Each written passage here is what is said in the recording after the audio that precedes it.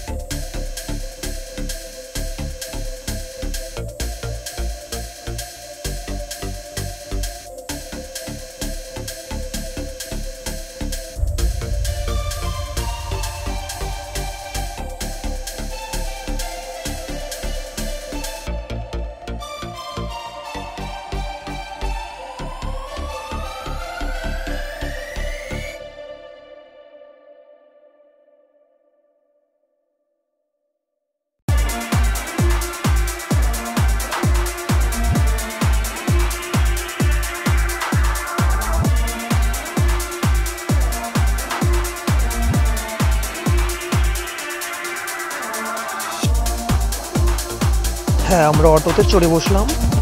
এখান থেকে আপনার 1.5 কিলোমিটার দূরে অটো চলছে, আর চারদিকে সারি সারি গাছ। এই গাছগুলো হয়তো ব্রিটিশ আমলে লাগানো, আমাদের জন্মেরও আগে।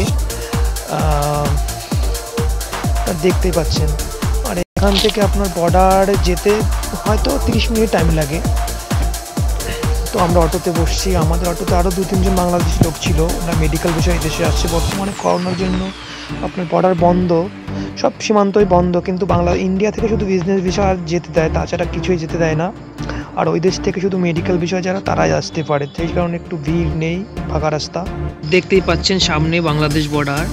এই যে সামনে যে এইগুলো দেখাতে পাচ্ছেন, ওইখান থেকে এটা হলো ইন্ডিয়ার। আর এর যে সামনে যেটা দেখতে পাচ্ছেন একটু আগে, ওইটা দেখা যাচ্ছে আপনাদের, ওটা বাংলাদেশ। হ্যাঁ, এটাই বাংলাদেশ। আর এখানে বিএসএফ গার্ড থাকে, তাই অতটা ভিতরে আর কি নিষিদ্ধ ভিডিও করা।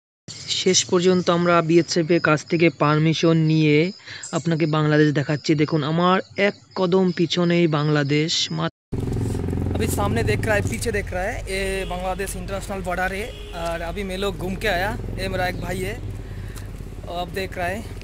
पीछे से देखिए, किसको देखा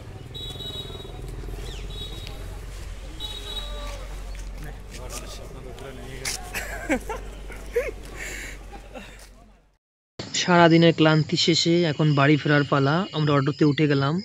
আমাদের এইখান থেকে 1.5 কিলোমিটার দূরে আমাদের বাইক রাখা আছে। আমরা বাইকের কাছে যাচ্ছি, আর অটোতে উঠে গেছি। আর অটো খুব স্পিডে চলছে, কেননা ফাঁকা রাস্তা, আর খুব হাওয়া হচ্ছিল, ঠান্ডা লাগছিল, শীতের দিন। Bye bye Bangladesh. পরের ব্লগে দেখা হচ্ছে সবার সাথে। ভালো লাগলে শেয়ার করবেন, সাবস্ক্রাইবার করবেন। আর আমি নতুন, তাই হয়তো ভিডিও এডিটিং অতটা ভালো হয় না। Thank you.